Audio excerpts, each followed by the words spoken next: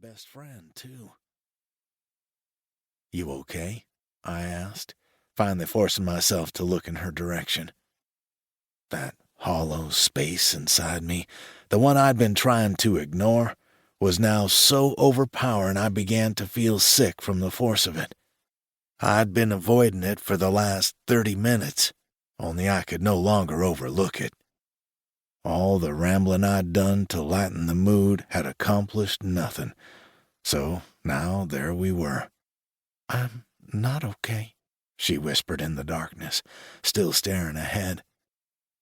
I could see the glistening tears in her eyes, and my stomach tensed even more. It resembled a knot deep within me that literally felt like a burning inferno.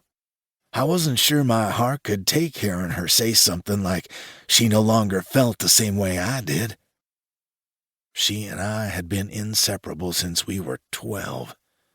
Friends, grown into more, and at this point, I knew I'd never truly feel for someone else what I felt for her.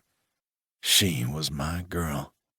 "Talk to me," I insisted, even though on the inside I was screaming, "Please don't say the words." "I have to leave." For a moment I just stared at her, wondering what the hell she meant by that. Leave?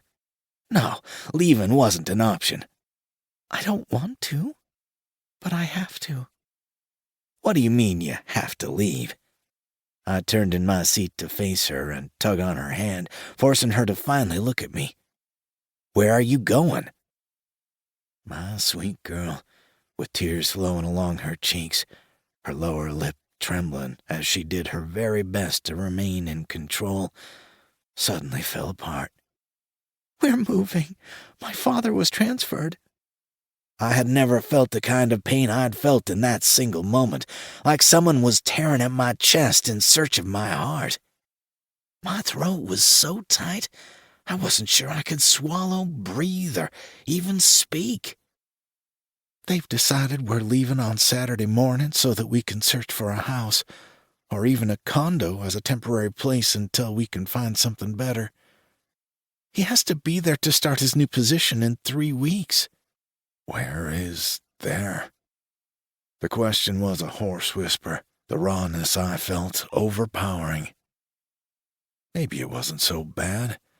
Maybe I could visit, or she could too. "Seattle," she replied, and that pain I'd felt earlier tripled. Chapter 1, 4.5 years later.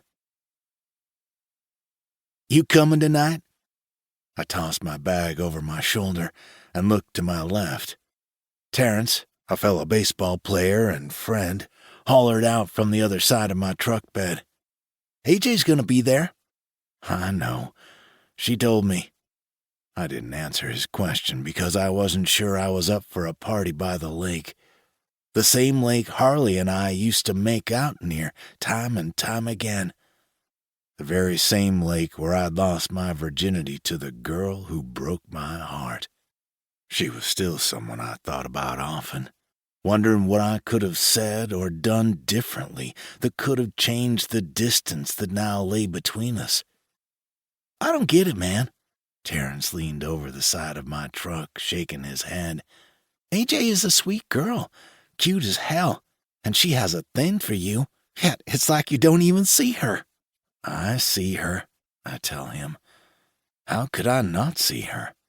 She was always there, at every game, every party. She was sweet and cute. I'd have to be blind not to notice her. It just didn't feel right, because I knew part of me was still hung up on Harley, and that wasn't fair to AJ. I'd noticed the way she looked at me, the way she flirted, but every time I thought of moving on, I'd imagine Harley coming back. They say you never forgot your first love, but it was hard to imagine I could ever have a second one. "Rhett, I know Harley leaving." He paused when I stepped back and began walking toward the cab of my truck, hoping my dismissal of his nagging was noticeable. I didn't talk of Harley, and my friends didn't bring her up. It was just a given.